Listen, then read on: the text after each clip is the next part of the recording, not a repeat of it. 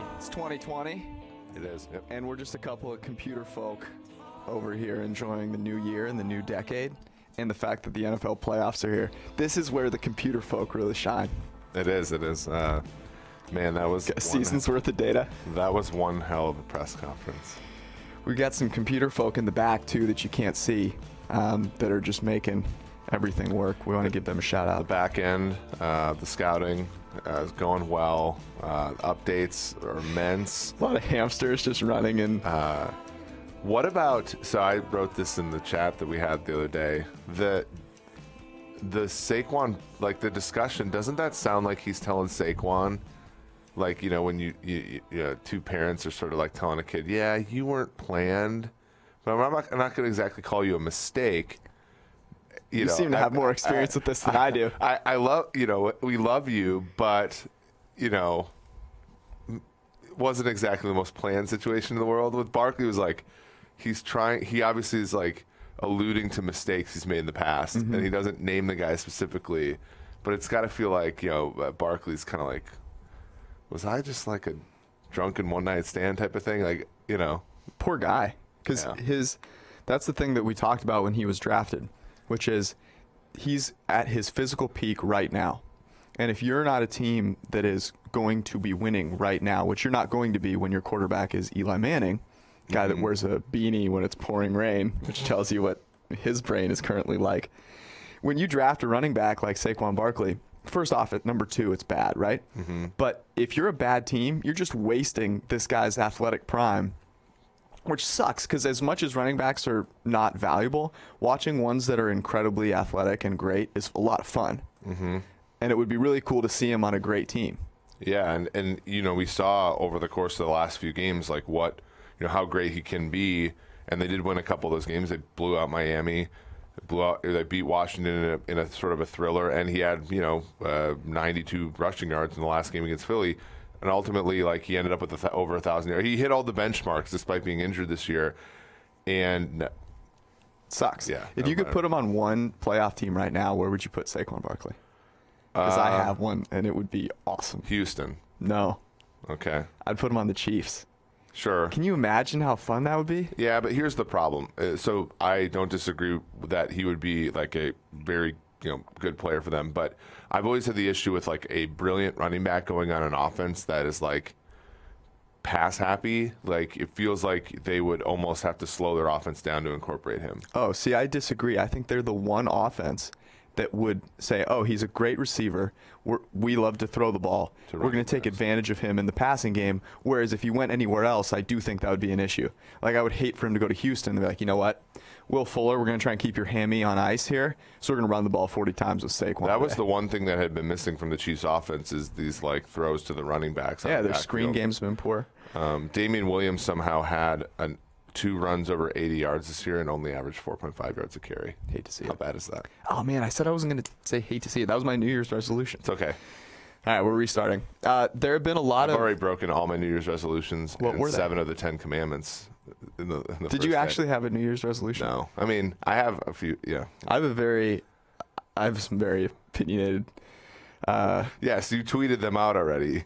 Yeah, but I've really fleshed them out a little bit, so we'll save it for the end. The Cincy Wise segment today is worth waiting for because I've got a lot of things to air out on this second day of January. So some coaching changes that have happened. Let's just what's the one that matters the most? It can't be Cleveland, right? It can't be. That is just a ridiculous situation. It looks as though the Baltimore Ravens are the class of that division for a long time, and so for me, there's no upending of anything, right? If they get a brilliant coach, they're basically battling for this with the Steelers for an AFC wild card moving forward. To me, like I'm more disappointed in some of the moves that haven't been made. So, like if you're the Jacksonville Jaguars, like Doug Marrone took you to the AFC title game, but that team quit on you at times last year. I know they finished strong, but like that's one I didn't understand. Anthony Lynn is one I didn't understand. And yeah, Dan Quinn's one I didn't understand. Let me tell you the real bit, because I agree with you. The biggest moves are the ones that haven't been made yet. Yeah. And this is the one. Jason Garrett. Yeah. You're just going to rip it out from under me, huh? Yeah. Jason Garrett still being with the Dallas Cowboys what did we talk about on Sunday night? I sat here and I said, look, it's going to be tough for Jerry, man. He's going to sit there. He's going to go, here are the guys that are out there. I love Jason Garrett like a son. He always does what I ask him to do. He's a real smart guy. By all accounts, Jason Garrett is a great dude. Now, you may have a different opinion watching him coach. That's fine. I understand that. But we're, 5 days after the season is over? Yeah. And Jerry Jones came out after every disappointing game and said, this is unacceptable. We don't make the playoffs or compete for a Super Bowl. Things need to change. They didn't even make the playoffs, and Jason Garrett's still there. I am putting the chances of Jason Garrett staying with the Cowboys at 10% right now. Wow. I think it's at least 50-50. Oh, no. No way. You think it's at least 50-50? It was 0 6 days ago. They've moved meetings back. They've had meetings. Like this thing, it's like that country music song, Cheaper to Keep Her, I feel like. Kevin Clark had an incredible tweet about this. He said that Jason Garrett and Jerry Jones having meetings and then not doing anything and then setting up another meeting is just the American way, and that really hit home for me. Yeah, that's exactly it. No, I think I can't imagine that there's any way he stays as the coach, because I don't think there's a way for them to spin it in a positive light. Mm-hmm. I think the 10% chance that he stays is that he stays in some advisory role with the Cowboys, which would be really funny to me. There's no way he stays. I think he stays. No. I think that there's a better than puncher's chance he stays. Here's a question now, which I want to get to. Of the 12 teams left in the playoffs, is there a head coach among them that could possibly be replaced?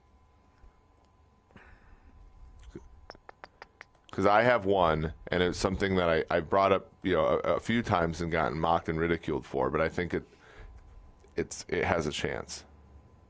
Is there I don't think so.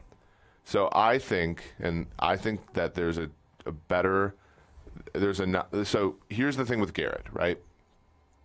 The reason why this is maddening for Garrett and the Cowboys is that you are missing out possibly on opportunities to acquire a coach during this limbo situation. Mike Zimmer, former defensive coordinator of the Dallas Cowboys, big-time Parcells guy. Vikings, Kevin Stefanski was on the round short list before, has done a pretty good job as their offensive coordinator this year. Is there a chance that we see some sort of Lovie Smith, Dirk Cutter situation, or failed Dan Quinn, Kyle Shanahan situation where the Vikings elevate Stefanski? They already have Kubiak in the role of advisor. They do appear to be a team that if they get blown out this week, there's a lot of questions about, Zimmer's a great coach. They've made the playoffs 3 out of 6 years, one of the best defenses in the NFL, and what does that even get you, right? You know what I mean? And if Stefanski leaves, now you're back to a situation you're flipping a coin. John DeFilippo was a bad offensive coordinator last year. They've sort of gone from Shermer to DeFilippo to Shermer. And it's like, okay. Shermer's available. Right, exactly. So they're talking about, so there's a situation where. So Minnesota loses 35-10. Yeah. And there was the problem some rumors about them possibly trading him to Dallas.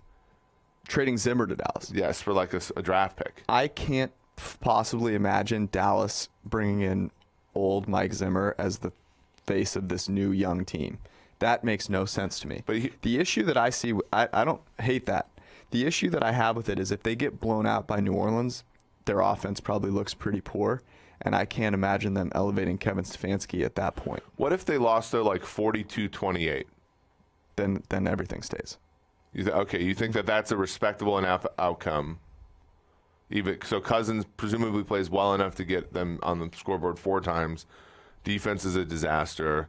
Defense hasn't been the same this year, although the season-long stats, as we wrote about in our article, are good. When they've faced good offenses, they've been a train wreck. Yeah. I don't know. To me, that's the one that I think could happen. That makes the most sense. I can't imagine Dallas trading for him. That would crack me up. Aside from the Galaxy Brain thing, again, where we think about, we talked about this last year, Belichick to the Browns. No. It will never happen, you think? What are you smoking? The Browns are such a funny franchise, though, that you can bring that up every year because their coach's tenure is like 1 year every year. But the problem is that Belichick is a respectable human being, and no respectable human being is going to that franchise right now. I don't know, because we talked about this. I think we talked about this the other day. Like, is there that challenge of trying to resurrect a literally dead franchise that appeals to somebody like Belichick, who I'm not saying he's bored, but like there's probably got to be some complacency built in, right? Like where you're the third seed in the AFC and it's considered a failure this year. Bill Belichick has a boat that he renames for the number of rings he's won, which tells you something about Bill Belichick. He likes going on a boat. You know what you can't do in Cleveland? Enjoy time on a boat.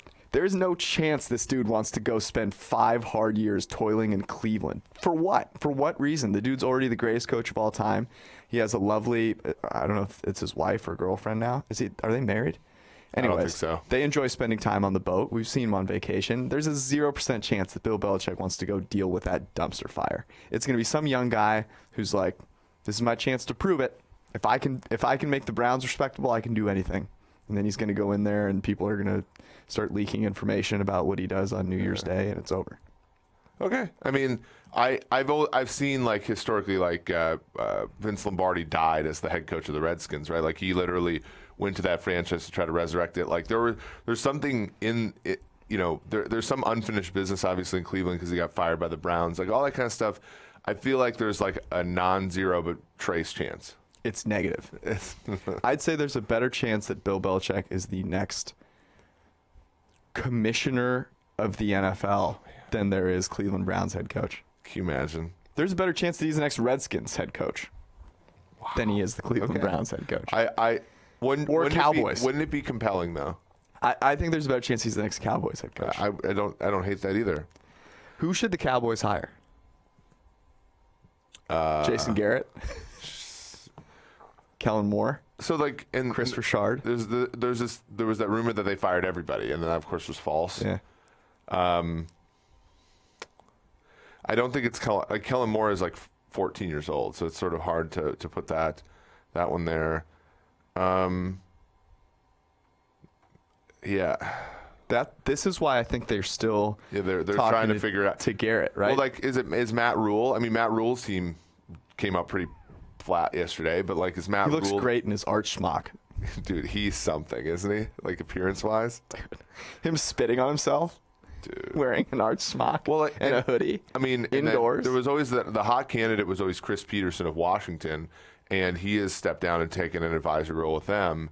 I don't know if that – and his stature has kind of declined over the years. Is it somebody like – I mean, think about somebody like Jim Harbaugh, too, like just somebody who failed at who went to the college Urban level. Meyer? Well, Urban Meyer's apparently like a candidate for the Browns now, which I can't imagine that being a good thing. But Lincoln Riley's one as well, although you have to ask yourself at this point in time, like, you know, how did the playoff game shape that? Hopefully not much, right? Because it was mostly their defense, which he doesn't really have a lot of stake in. So I don't know. It'll be an interesting one. I honestly think Zimmer is a candidate. I couldn't imagine. I think Dallas would have a conniption if they brought in the guy that old. Because here's the thing. They have all these young players, and this is the hidden issue with Dallas, is their three most important players, you could argue, are all in need of a contract. Byron Jones, Amari Cooper, and obviously Dak Prescott. Who are the guys that you've signed? Well, you signed DeMarcus Lawrence, who took a huge cut in terms of his playing time this year, and Ezekiel Elliott, who it turns out doesn't really matter. Yeah. And so the 3 guys that matter most to your team may not be with your team that much longer. So you have to bring in a guy who's young enough that he can build something and not be a 2 to 3 year guy.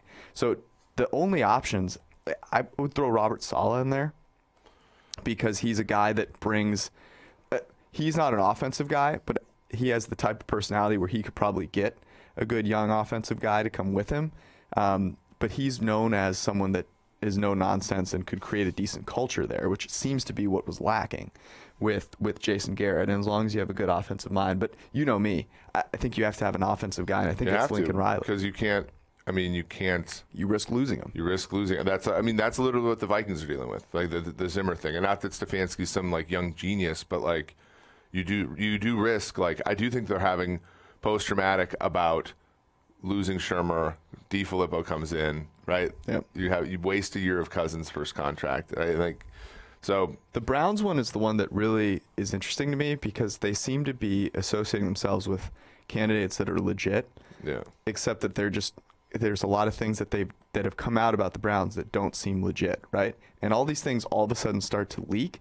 And personally, if I were a head coaching candidate and I hear all these things leak, I'm just saying no. It's just not happening. That was the story of John Lynch when he was interviewing for the Niners job, and he said, like it was such a surprise to all of us, but that was basically his test for the Niners, organization was, could you keep this secret? Because we don't want this kind of nonsense leaking out. And, the Niners had some bumps along the road, but obviously now that the one seed in the NFC, it seems to have been a pretty good marriage between the two. And I do agree. I think, like, there's some level of functionality. The Niners, like, you think about that, they took their lumps. Like, Jed York, like, they, they went, the Harbaugh thing ended terribly. Oh, you're telling me Chip Kelly, Jim Tom Sula, right? Like, those were not great times. And then, hey man, I still remember Mike Nolan. Yeah, but Singletary. Nolan and Singletary, but then they had some functionality with Harbaugh. But I'm just saying, it's been a long like even the Harbaugh one. Now, regardless of what happens in the playoffs, I feel like the Niners are in such a great place, and that's a small thing like there, but it is something that's lacking with this Brown situation where it doesn't. And kudos to people like Matt Rule who are like, I'm not interviewing for these stupid jobs if they're going to be like this, right? Like, he turned down the Browns.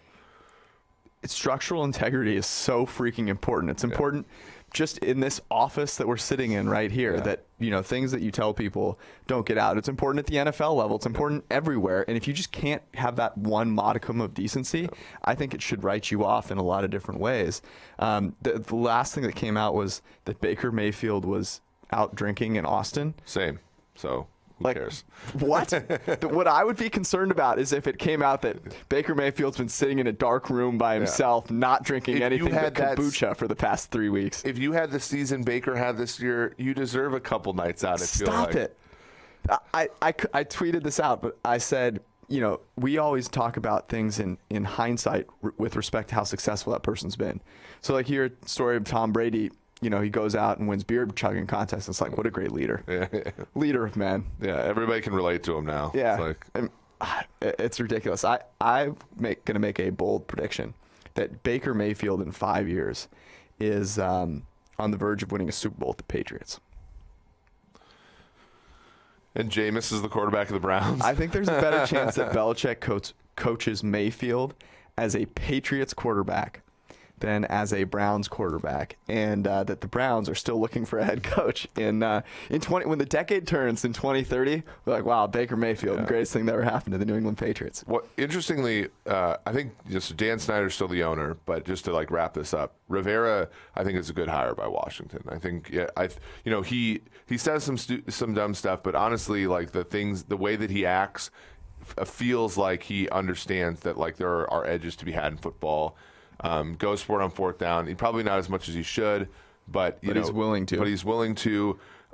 Bruce Allen being out, I think, really helps. I think there was always an issue with sort of functionality, as you talk about, with that franchise. So now you look at the Giants. That's why a guy like Mike McCarthy is looking at the Giants, because the NFC East is not a division. That division is wide open moving forward. The Eagles seem to be the class of that division, but they're the new Falcons. Struggling. So. They weren't 500 this year.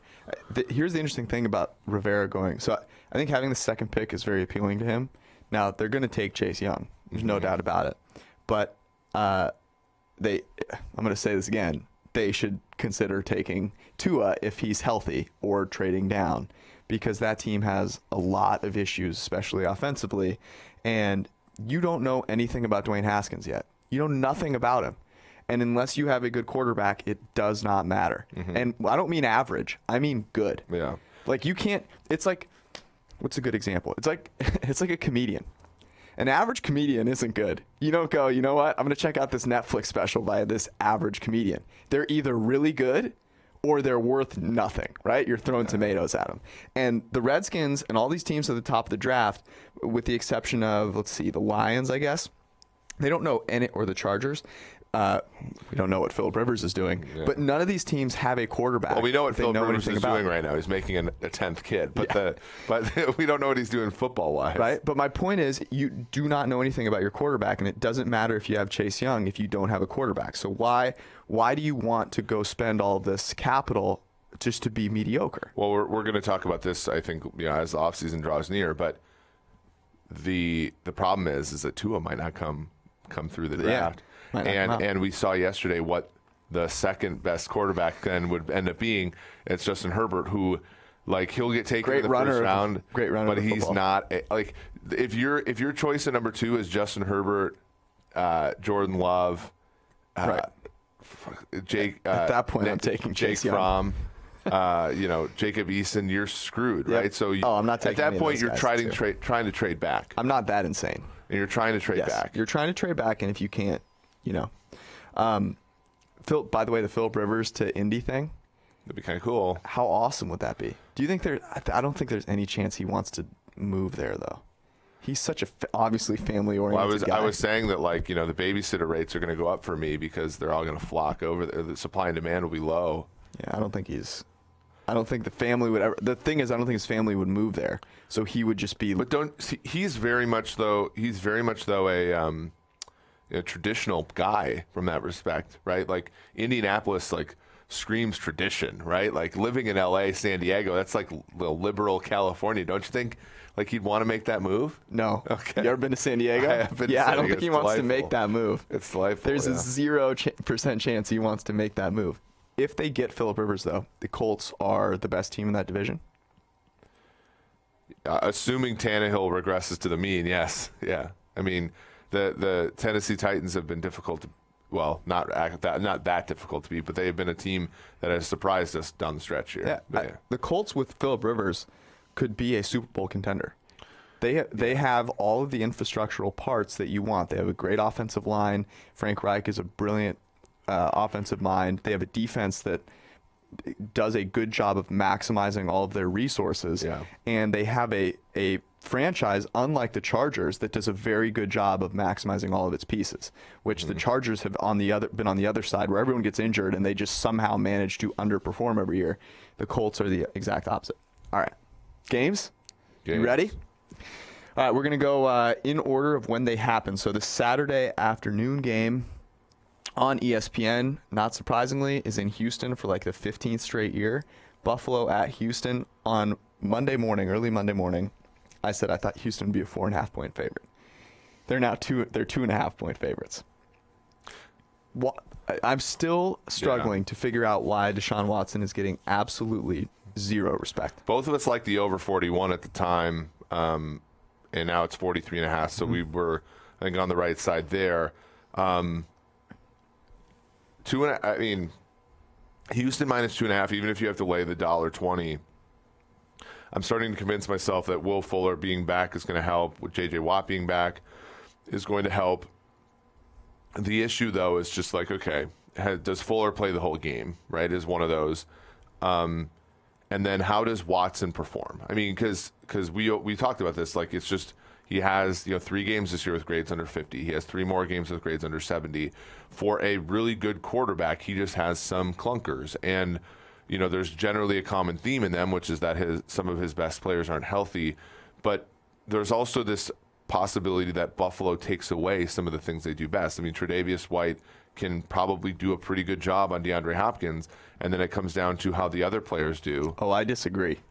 Okay. So I think Hopkins is going to roast Tre'Davious White, and my reasoning for that is that when they met 2 years ago, so that game a couple years ago where they played in Houston was Deshaun Watson's lowest graded game of the past 2 seasons. However, Julian Davenport had maybe the worst pass protecting game in the history of the universe, and Watson was under siege the whole game. So we didn't really see the offense. Now, Houston won that game by 7, interestingly. It was a pick 6 by Nate Peterman, I think that. And what happened with Tre'Davious White and DeAndre Hopkins was Tre'Davious White actually got flagged 3 times. That's not something that's ever happened before for Tre'Davious White. I anticipate DeAndre Hopkins having a lot of success. And if Will Fuller can at least sprint down the field a few times, Kenny Stills is a guy that is a very solid wide receiver. If Larry Tunsil, it looks like he's going to play, looks like Will Fuller's going to play, looks like J.J. Watt's going to play, that is a huge boost for that team. Enormous. Yeah, and right. And so then the question then becomes, okay, if and I think we're starting to come up to why we like Houston here ultimately. If Houston plays their average to above average game, can Josh Allen do anything? Because I think on the other side of the ball, Houston's defense is bad. I mean, I think they were worst in the NFL in yards per play allowed, 31st in our Massey ranking, using that PFF grades and stuff like that. But Allen literally led the NFL in percentage of negative graded throws. So is this going to be something where, like, to me, there's such high variance here? Because if Allen is accurate and plays well, which we've seen him do at times, Houston's defense is very markable, right? But if Allen plays like he's kind of played on average this year, I think Houston's defensive woes won't be seen until round 2. The Buffalo Bills, I agree with you. The Buffalo Bills are averaging negative expected points added per pass. To translate, their average pass play is getting them further away from scoring, which is hilarious. Yep. The Houston Texans are, I believe, 7th in EPA per pass play. They have a dramatically better offense. They have the dramatically better quarterback. And the fact that they are only favored by 2.5 is an absolute slap in the face to Deshaun Watson and the Houston Texans. However, if the Bills win or cover, and if they cover, there's probably a decent chance they win. What's the reason why? What's the one thing that's going to happen? I think it's they bottle up Watson. And Watson has a game like he has against Tampa where he's, just a little off. He's a little hurt. He's not moving very well. Hopkins drops a pass or two, right? They turn the ball over a little bit. Buffalo's defense does a pretty good job, with those things. And then Josh Allen doesn't screw the game up. That's how Buffalo wins. I have a different take on that, because I don't think there's any way that Deshaun Watson, with his weapons and the fact that they have a chance now to move forward in the playoffs, they're going to put up a good effort.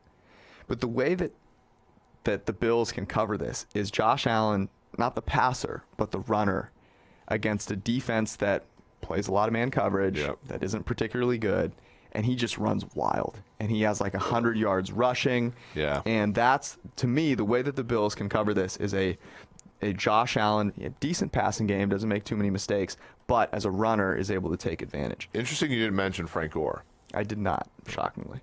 On the flip side, though, the Houston covering scenario seems far more likely, which is, okay, Josh Allen is average Josh Allen. Their passing offense is average Bills passing offense. It's hard for me to envision them scoring more than 20 points.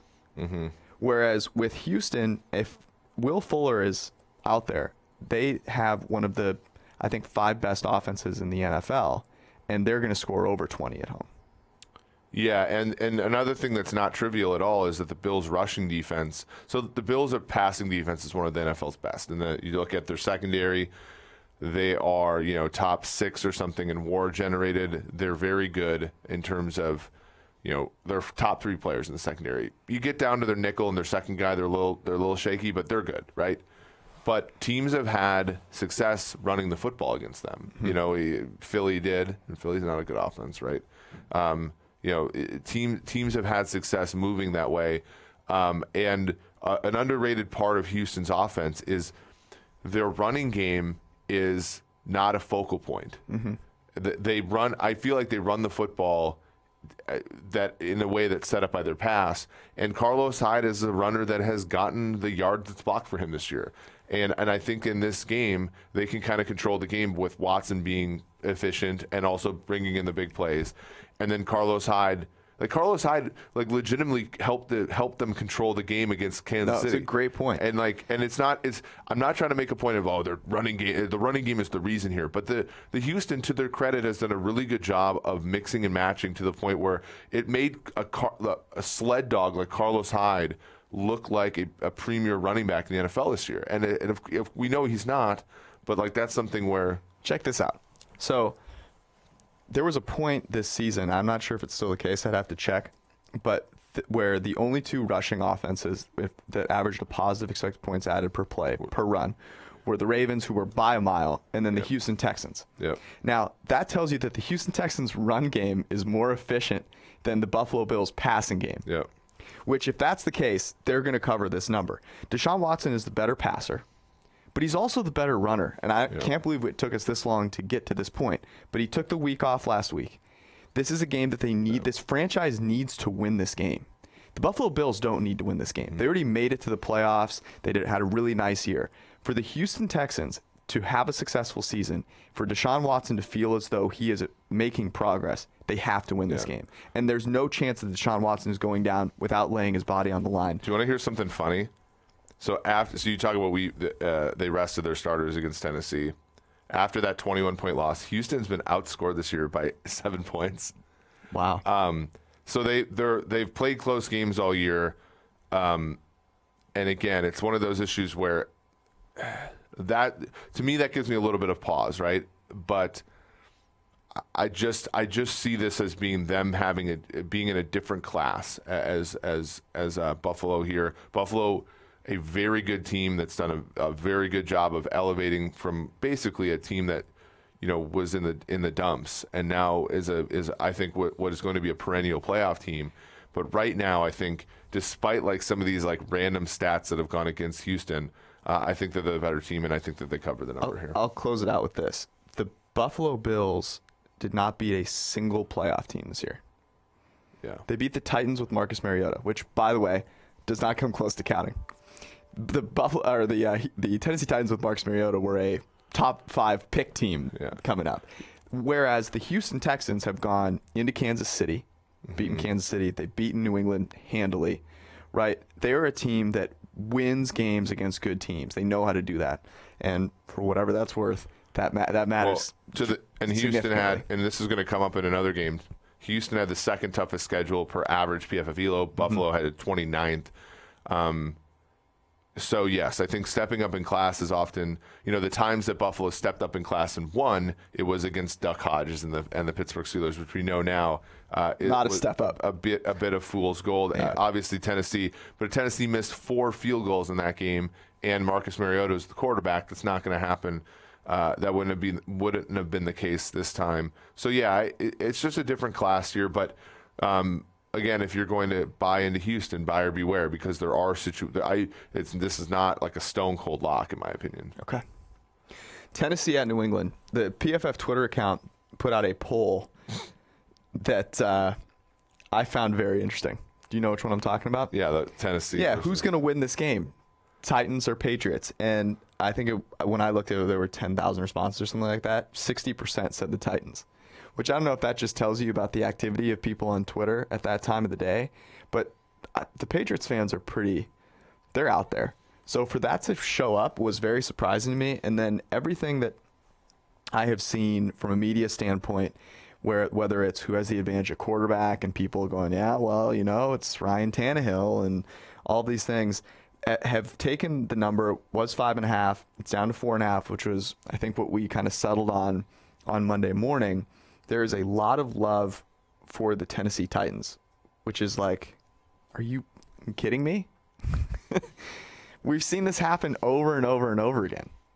Yeah, I mean, it's the thing about it is we saw Tennessee and how and thoroughly they dominated the backups for Houston, and we forget that the prior week New Orleans went on the road and covered against them. The previous week, Houston went on the road and covered against them. Should have smashed them. Should have smashed them.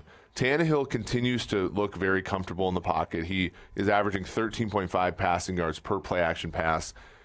When pressured, he has the second highest pass rating. He's the highest pass rating when clean. He's had a terrific season, all told.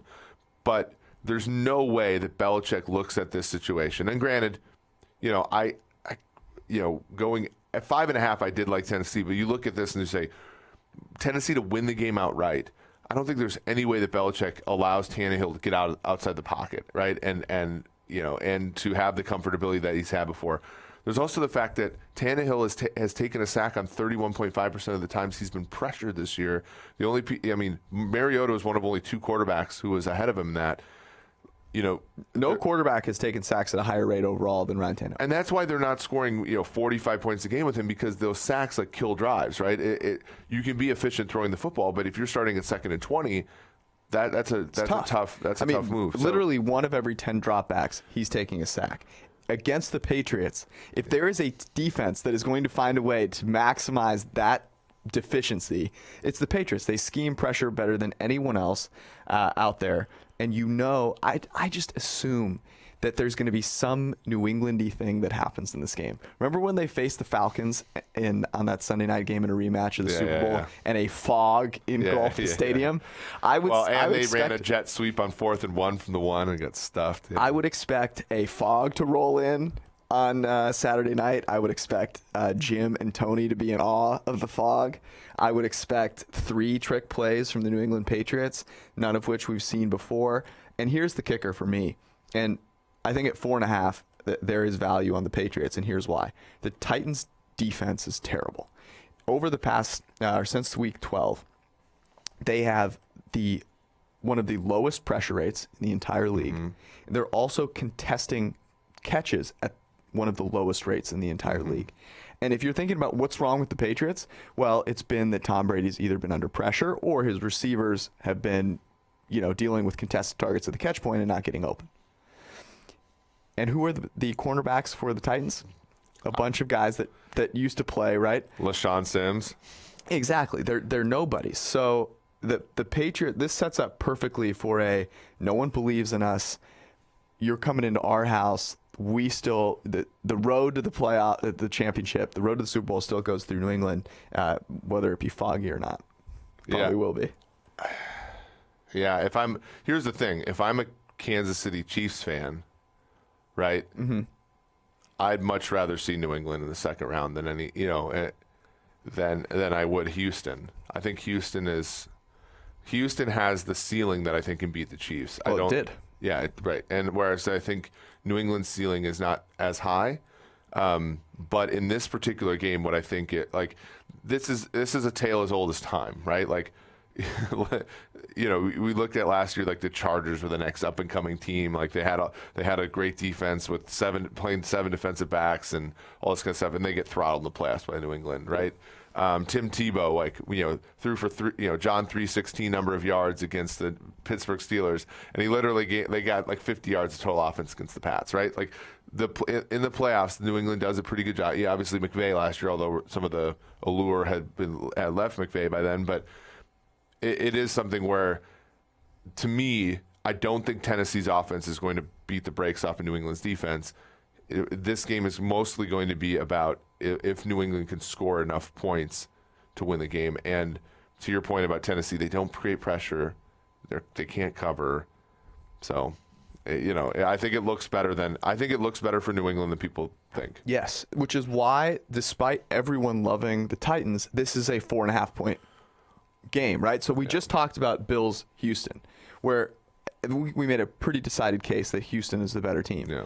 Here we're talking about how everyone is saying, well, the Titans are just going to win outright, and yet the Patriots are favored, by more than a field goal, which tells you something about the underlying, metrics for both of these teams. I mean, Ryan Tannehill, if I said, hey, the Patriots are going up against an upstart franchise with a defense that can't get pressure, can't cover, and a quarterback who's taking sacks at a higher rate than Joe Flacco this season, you would go to the bank, you would take out an enormous loan, and you would put it on the Patriots. Well, because I think that they would. I think that the issue is that the Patriots are going to take away the things that Tennessee does well, which is A.J. Brown, and we saw Gilmore is not a god. He got by Devontae Parker last week, but at the same time, I would bet on him doing that type of job more than any cornerback in the entire NFL. So, yeah, I like it here. Here's the question I think that, people are going to probably ask. If you have, New England at minus 4.5, tease that up to 10.5. Is Tennessee a teaser leg this week? Because I think that New England's a low enough scoring team where I can see them winning this game by 10, right? Very similar to the Buffalo game where they covered the spread but Buffalo covered the teaser leg. Is this a teaser opportunity in a weekend where there's not a whole lot of value on the board? Yeah, I like it, and I think about the ways in which Tennessee could cover this or cover the teaser. The teaser, and it's all about Tannehill not having a meltdown. So if you think Tannehill is meltdown proof, then both of those possibilities occur, right? Because the path to them covering is Ryan Tannehill plays like Ryan Tannehill has played, which means he's going to take some sacks, but he's going to hit some deep plays. Yeah. And New England's going to struggle offensively. Exactly. Like New England's not going to be able to get a 14-point lead against this team. So I like that a lot. The thing, it all hinges on what is the likelihood that Ryan Tannehill, who played wide receiver at one point, ends up showing up to New England in the fog and not being able to see. Yeah. Like that is what causes that not to happen. On the other side of things, if you're like, okay, what does it take? What is the path by which New England covers? It is a little murky because you still are kind of hoping that Tannehill really struggles, but you're also saying, hey, they're going to run a few trick plays and at least one of them's got to hit, right? That's kind of the way. So if you reverse engineer that and you say, okay, well, New England's relying on trick plays. If a team is relying on trick plays to cover 10.5, that seems like something I'd like to buy into. Yeah.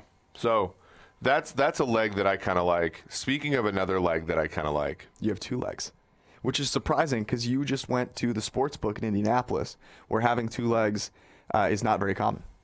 Right. It put me in the upper distribution. So Minnesota at New Orleans in a rematch of the Minneapolis Miracle, a game that we had New Orleans as +5 as our lock of the week way back when.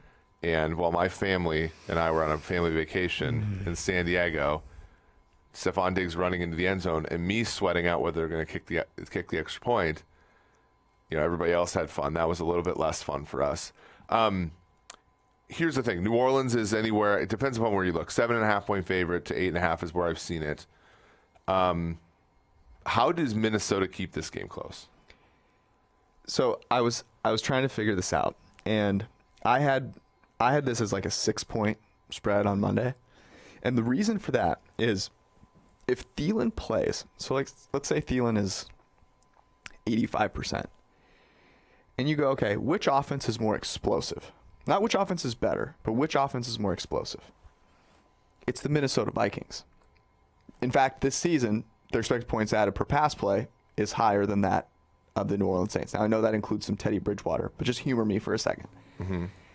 So the way that Minnesota keeps this close is because they can hit a big play, whereas the New Orleans Saints are much more of a matriculate the ball down the field and score with efficiency on a lot of plays. Whereas the Vikings, if Kirk Cousins just manages not to implode, which is a very real possibility, right? There's you flip a coin, heads, Kirk Cousins literally loses his mind and his brain leaks out of his ear. Tails, he is able to bring himself onto the field with full coherence. The Minnesota Vikings can hit a couple of big plays with Stephon Diggs and Adam Thielen and keep this one close. That is how it happens in my mind. Yeah, right, and I agree with you. My only comeback is that the Saints have actually been super explosive of late. Yes, and like you look, which is weird. You look at the last three weeks; they're averaging basically a quarter of an expected point in the first half of games, about a fifth of an expected point overall. I know it's Panthers defense, and I know that it was Tennessee's defense, but they are making chunk plays to tight end. Jared Cook. He has been what they thought he would be and what he wasn't for the first 10 weeks of the season. He's led the position in yards per route run since week 12. He's been awesome, right? Michael Thomas is, obviously has the ability to make downfield plays. They haven't, needed him to necessarily. And then Kamara, he's gotten out of a slump. It's interesting that their offense has been still pretty damn good, even though Kamara has had his worst season in the pros this year. So in that regard, I agree with you that they are more across the street type of offense than a jump across the street type of offense. But the problem with Minnesota is I think the narrative about their offense turning the corner this year is drastically overblown. If you take, we had this discussion on Twitter yesterday. if you take out the 4 October games where they faced, not the 1986 Giants, but the actual New York Giants, the Detroit Lions, the Philadelphia Eagles, who were struggling at the time, and I'm blanking on the last team. But you take out those 4 games that they played, Cousins' grade this season among quarterbacks 17th. And he's an average quarterback. And you're talking about a league. You're talking about a league where Big Ben got hurt, Andrew Luck decided to retire, Drew Brees sat out, 5 games. Tom Brady wasn't good. Pat Mahomes was less good. He sat out some games as well. So, this was a year for Kirk Cousins to be a top 10 quarterback. And yes, he had a stretch during the season that propelled him. But this is not a good. The Vikings offense is not the Vikings offense that everybody is really, head over heels for. This is a Vikings offense that down the stretch was a bottom half of the league group in terms of efficiency. You mentioned Jared Cook. The Vikings defense has not been great. The one place they have been great is against the tight end, which they do have some injuries, right? So Eric Kendricks is injured. Yep. They do have, they have 2 really great safeties, but they are second, I believe, to the San Francisco 49ers in EPA per play allowed when targeting the tight end. So maybe they're able to limit Jared Cook a little bit, and that forces the Saints to be a little more underneath. What's really interesting about the Saints is that they've had this explosion of offense of late, but Drew Brees has played not well in these past couple of games. He played great against the Niners, and then each of those past 2 games have been 2 of the worst games he's had in the past 2 seasons, which doesn't show up on the score and doesn't show up in a lot of the power metrics because of how good the offense was against really inferior teams, which worries me a little bit. But here's why I think I was so wrong about where the spread would end up, and why the way that New Orleans covers this game, the way that Kirk Cousins implodes, is that this stadium is going to be so loud. It is going to be ridiculous how loud it is inside the Superdome. And the New Orleans Saints can rush the passer. Top 5 team in pressure rate, blitz a ton. Kirk Cousins not folding in that situation is a long shot, in my opinion. And the fact that we need to remember, as you said, that he is simply an average quarterback. There is blowout potential in this game, no doubt about it. And it's the Saints. I mean, the Saints have all of the pieces. They have the revenge side of things. They have the better quarterback. They have the better defense, obviously. The better coach.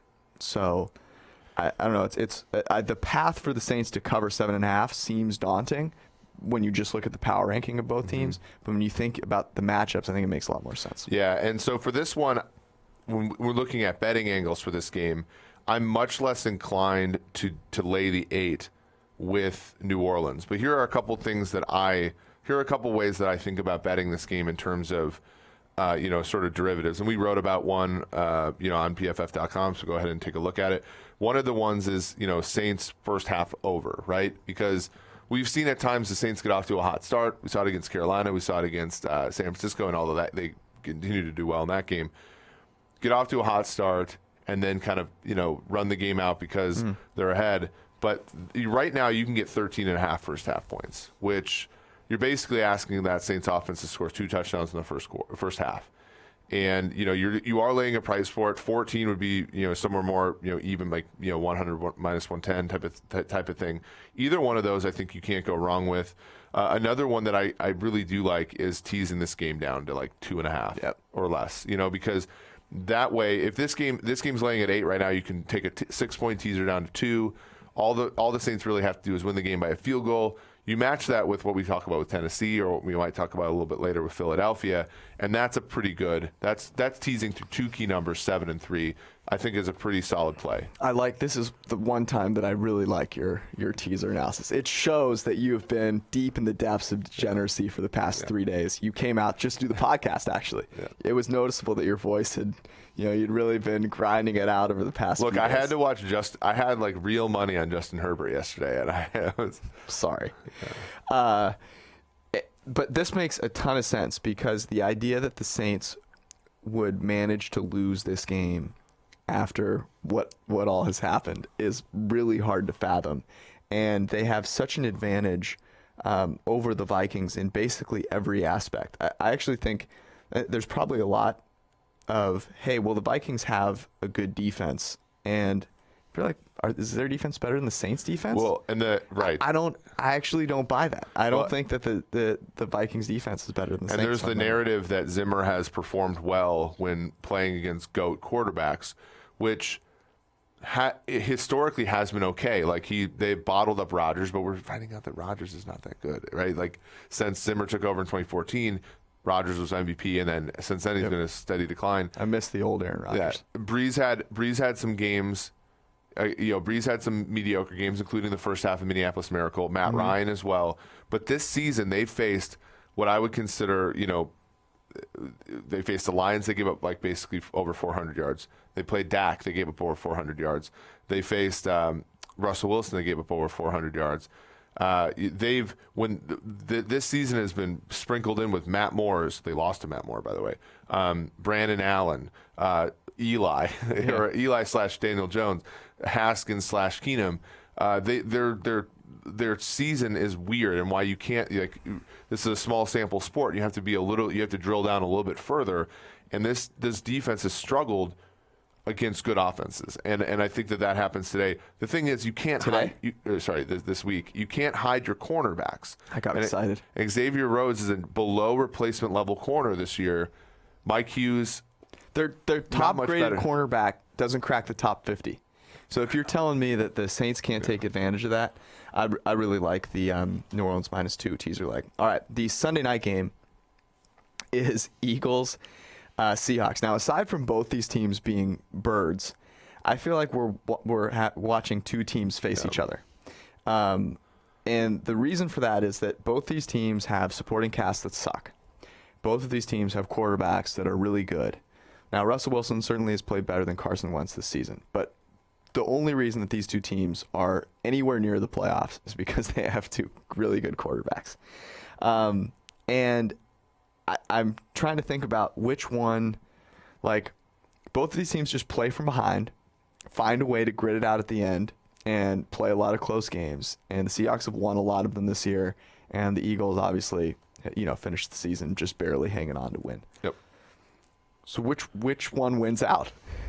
Yeah, so there was something I was reading early in the week that said that there's some sort of like angle where if you look at strength of schedule in the first round of the playoffs and you blindly bet the team with the higher strength of schedule, that has covered like 70% of the time. Yeah. And so that one, Seattle has the third toughest schedule for us versus PFF ELO. Philadelphia 32nd, right? So in some ways, Seattle has been battle tested. But the hard part about that is that Seattle is not hasn't been that good, right? So like the hard part would be like it would make sense if two equally yoked teams were playing each other and one had gone through this gauntlet and the other hadn't. But I don't know. So there's one angle for like Seattle, right? That makes me push back a little bit on a Philadelphia play. But there's also the fact that like Doug Peterson, I think, is just so much like more prepared for a situation like this than Pete Carroll and Brian Schottenheimer and company, that I think they're going to find a way, and I don't know. It's a tough one. I have a hard time with either side of this game, but I do think that there are a couple of compelling cases for both sides.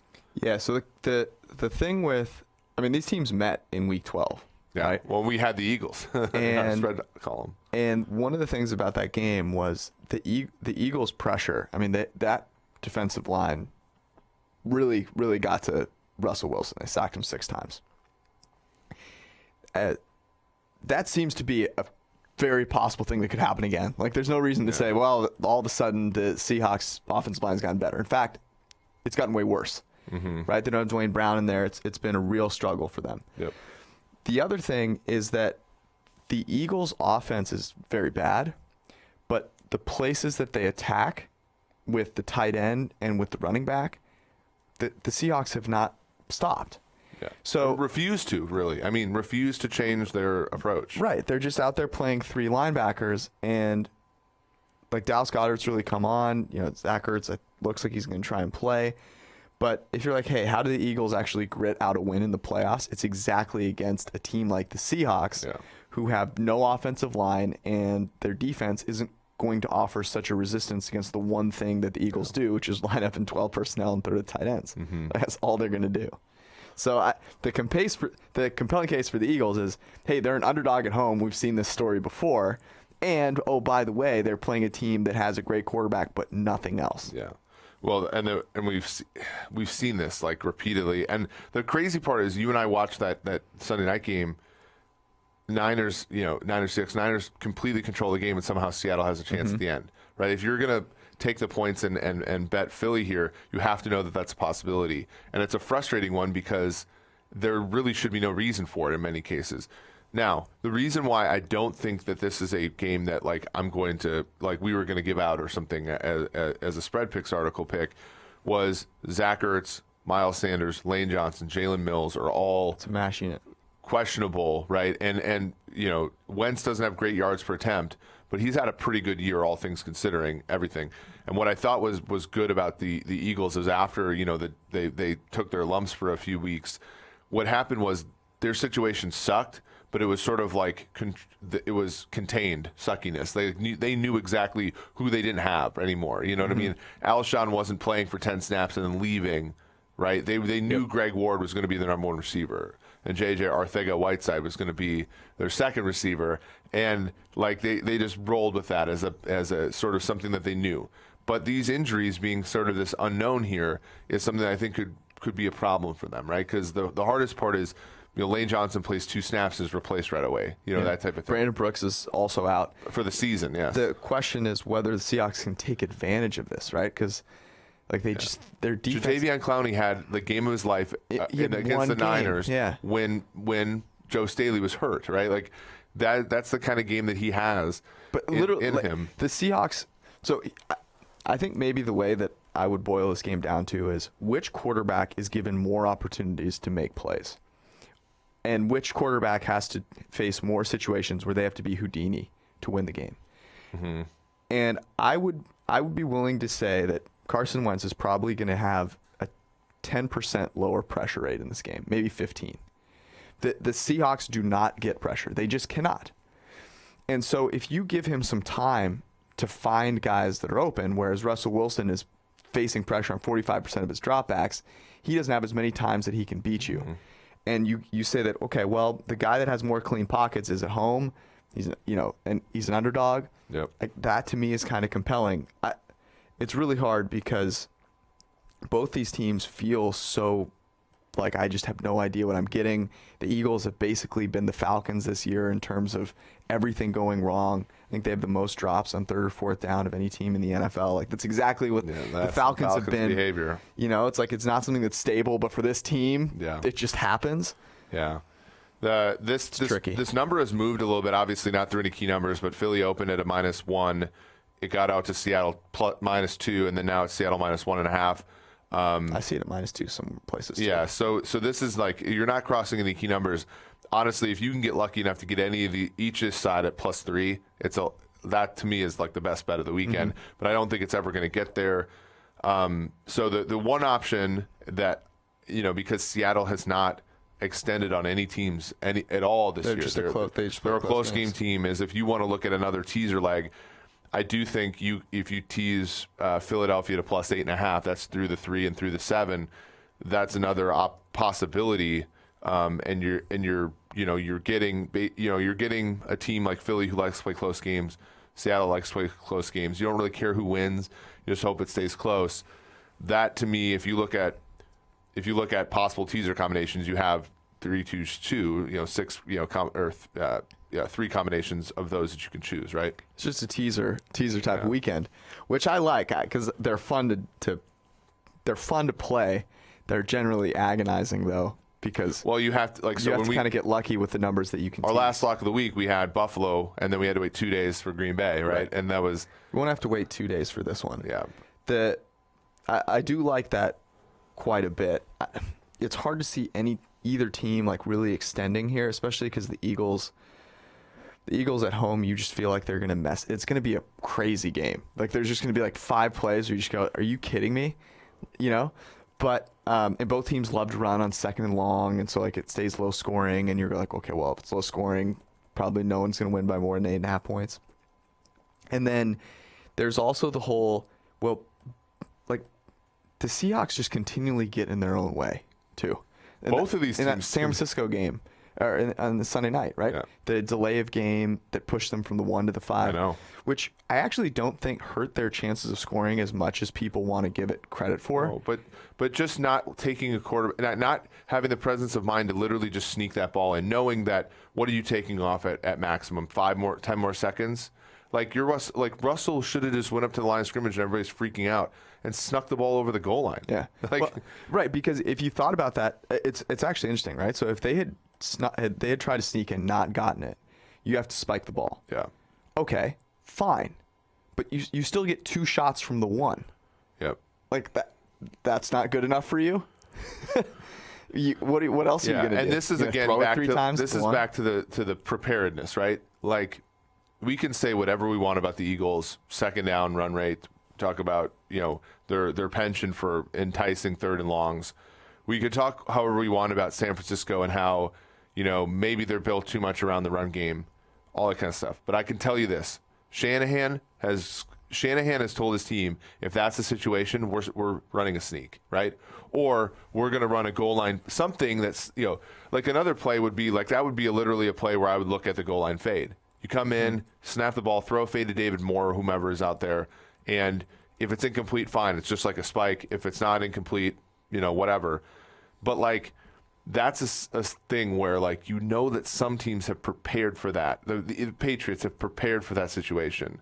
The Eagles have prepared for that situation. Niners probably have. Maybe the Rams have. And Seattle clearly did not. Yeah, they clearly did not. And it sucks because Russell Wilson should. That was an MVP performance from him that night if they win, right? And unfortunately, one play is probably not going to get it done. Not going to get done. All right. So there's some interesting ones here. I think it comes down to this in terms of lock of the week stuff. Which last week we did not have one because Tennessee game. Right. They ended up deciding not to play their guys. Their guys are just fun. We're either picking a teaser or we're going with Houston -2.5. Yeah. Where are you leaning? That's a great. So the Houston -2.5 is just so pure. I don't think it's a lock. The problem is I don't think it's a lock. But I do love being on the side of Deshaun Watson. It's just so comforting.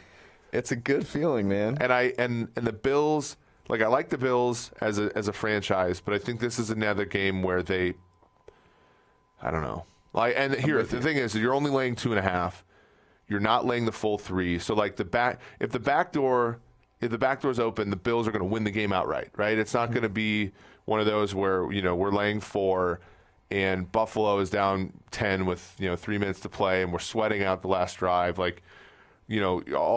Our Houston's incentives are aligned with our incentives here. So I am with you, but I will point out that New Orleans -2, Philly +8.5 is very enticing because we enumerated the many ways that New Orleans is far superior to the Vikings. I think the only reason that you would be really worried about that is that maybe Drew Brees' signs of decline really manifest themselves here, and he really struggles. If they play like they play in the first half against Tennessee the whole game, we might be in trouble. Yeah. Philly +8.5, you risk Russell Wilson all of a sudden just saying, you know what, I'm going to have one of these games where I'm going to throw 5 perfect 30-plus yard passes. Yep.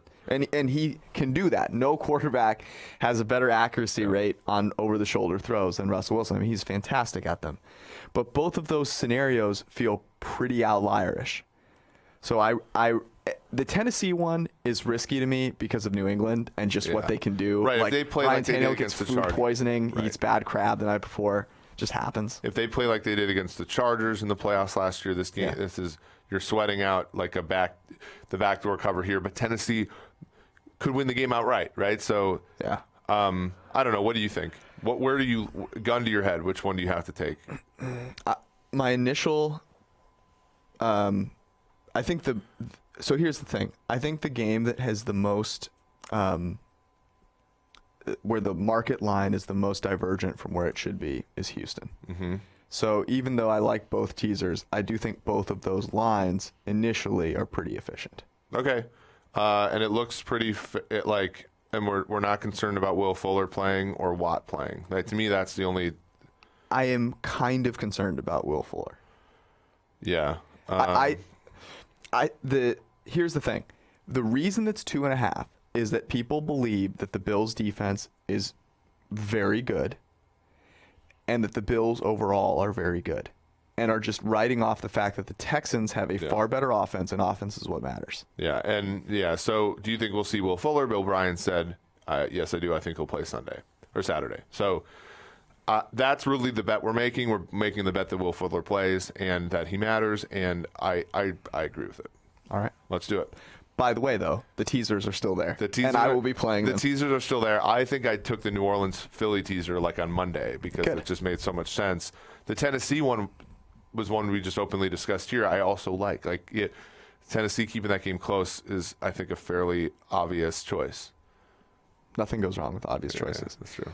All right. That was fun. I enjoy the wild card. You now are seeming to come around on it. I am. It took me a while, but which is having to watch bowl games. I was about to say, having to watch Pop Warner on New Year's Day is what will get you through it. I managed to make it through New Year's Day and those games by feeding myself nice things. Mm-hmm. You got through it by winning money on those things in a sports book with a lot of people in wheelchairs. Mm-hmm. Time for the Cincy Why. Oh, wow. Okay, I'm excited. Okay.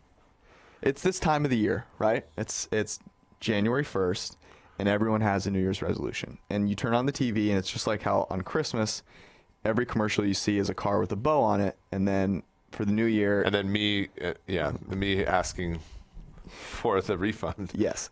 And then as New Year's comes around, it's like every other commercial is a Peloton, a Bowflex, a stair climber, this thing called the mirror. Have you seen the mirror? No. It's a mirror that you hang on your wall that has a fitness trainer in the mirror and tells you what movements to do, and you stand in front of the mirror and you do the movements. It's breathtaking. It's like $1,000. I personally I couldn't believe that this is where we've gotten in life, but you're legitimately buying $1,000 mirror to show you a workout in the mirror. But whatever. It's the most wonderful. I would at least prefer that people buy the mirror and stay in their own home. But of course, so I go to the gym yesterday, and I'm just going to my apartment gym because the Cincy Y is closed on New Year's. At least I thought it was. I wasn't going to make that trek just to find out. And to give you a sense of my apartment gym, it's a traditional apartment gym in that no one really uses it because everyone assumes an apartment gym sucks, so they just go somewhere else. So the most people I've ever seen in this gym are maybe 3, and it's usually a pretty hilarious combo of people. I walked down yesterday, and there's like 10 people in there. Oh, my goodness. 10 people in there, and it is bumping, and I can tell that none of these people have worked out in 11 months. I mean, it is very clear, right? Their clothing looks a little awkward. They're not exactly in the greatest shape. There's a couple of them that are running on the treadmill and look like they're going to die. And I know these so I'm trying to be supportive, right? I try really hard kind of not to laugh. I don't end up making that happen. But my whole thing with this is I think it's society's issue is that they have people make these resolutions at this time of the year. Yeah. So if you flipped it around and you were like, okay, instead of deciding to start working out in the cold, bitter January months where I already look like crap and I'm just going to put a bunch of clothes on afterwards, if it was like a spring or an early summer thing, I think it'd have way more success. Yeah, you're talking about like an endpoint problem. Yeah. In the world. Yeah. No, I don't. Yeah. What we should do. Okay, you're $1 million idea.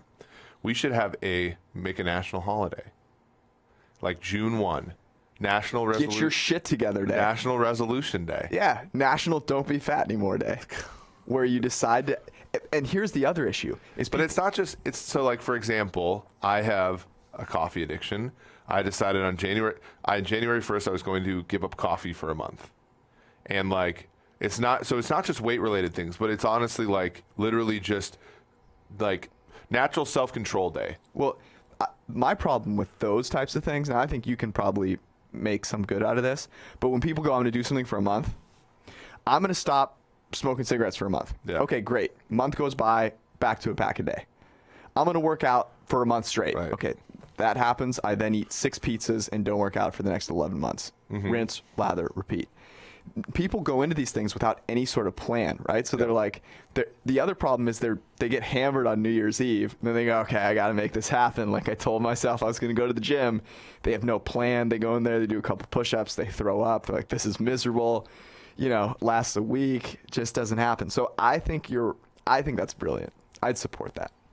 I also think you should just be able to have a routine that you pick up at any point in the year. Like, why do you need to do it right now? Yeah, I mean, I think there's milestones are like that, right? And then the thing about New Year's resolutions is it's mostly about changing your habits. So like the question for me is like, okay, in this month, do I find out that I don't actually really like coffee? I just like the pattern, camaraderie, the pattern of doing this stuff. Yeah, and then like that's more of like how, or somebody's like, God, I found out I have a runner's high because I started running on Jan 1. Well, that's probably less probable than, hey, I started running on June 1 on National Resolution Day, brought to you by the PFF Forecast.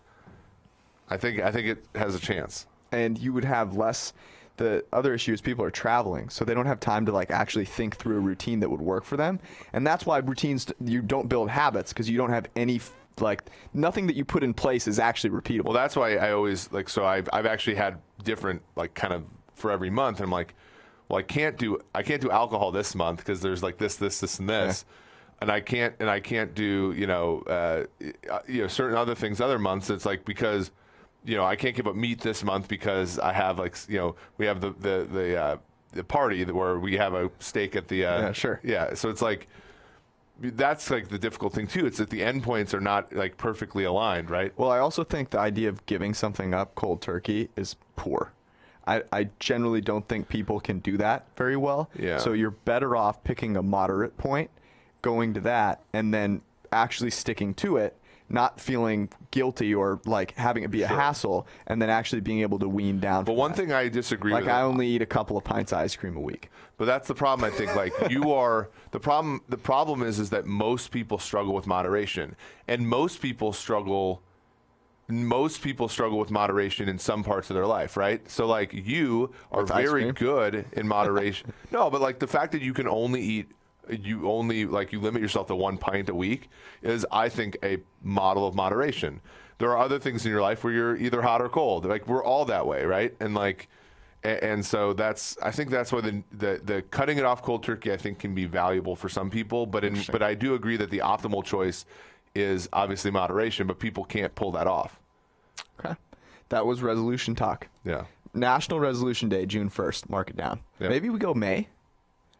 No, I think, because June is like mostly where like school ends. So like people are, people's habits are already screwed up that day, so they can kind of re-engineer them. Yeah. I do think the motivation for people to get in shape for the summer is a good one. And I think it's hard for people to view that Jan 1. Yep. I start thinking about it. Right. I mean, when the season's over and you go to LA after. You've got to be ready to go. It's always swimsuit season. All right. That was our show. We'll be back with you. So Sunday night. It's not going to be as late for us. It's fantastic. Right. It's awesome. The podcast might even be up. It might be good. All right. Thanks, guys. We'll see you.